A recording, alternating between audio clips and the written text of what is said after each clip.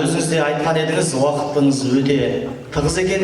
Келелі кеңестеріңізге, жүйелі жауаптарыңызға көп рахмет. Рухани кешіміздің соңғы нүктесін қою үшін маған бір минут уақыт бересіздер ме? Нәрсе айтуға.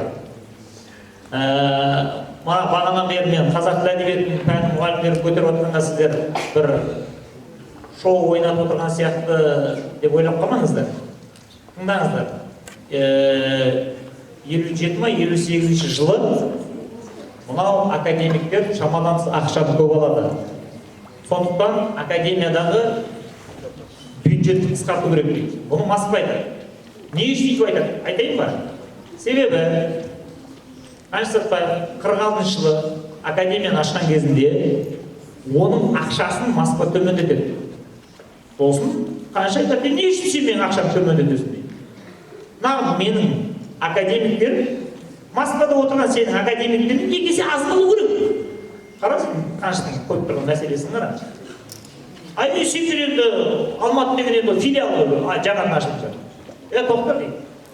Мені Ташкенттің, болмаса Киевтің, болмаса Ереванның кандидат науктардан құрып алған өтірік академиясын сен мені теңестірме дейді. Мен Алматының академиясын настоящий доктор науктардан Россияның түкпір-түкпірінен алдырып, бәрін 180 квадрат жер беріп, бәрін жағдайын жасап, үй соғып жасап жинаған. Сондықтан менің академиктеріме тиіспейсің дейді 46 жылы. Сөйтіп тағыңыз сенесіңдер ма?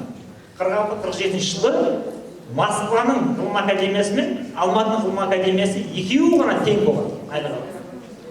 Қалған Киев бүйірінің бәрі екінші соқтырақты.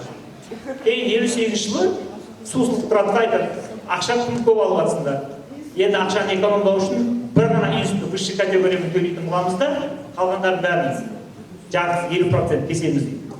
Сол кезде Сәтпаев өзі ауырып жатады, Щекин шақырып алады. Сөйтіп Щекинге айтады, Москваға барасың, Сусловқа барасың да айтасың. Осылай қай институт алып қаласыңдар деген кезде қазақ әдебиет институтын алып қаласың. Оның ішінде геология отыр, экономика отыр, анаусы отыр, тарих отыр, пәлен отыр. Жоқ дейді, тек қазақ әдебиеті дейді. Сусловқа кірген кезінде Щекиннен сұрайды, қай институт алайын деп отырсыңдар? Қазақ әдебиеті. Сонда Суслов таң қалған ғой, не істейсің оны қазақ әдебиеті? Көрді, ертек жинап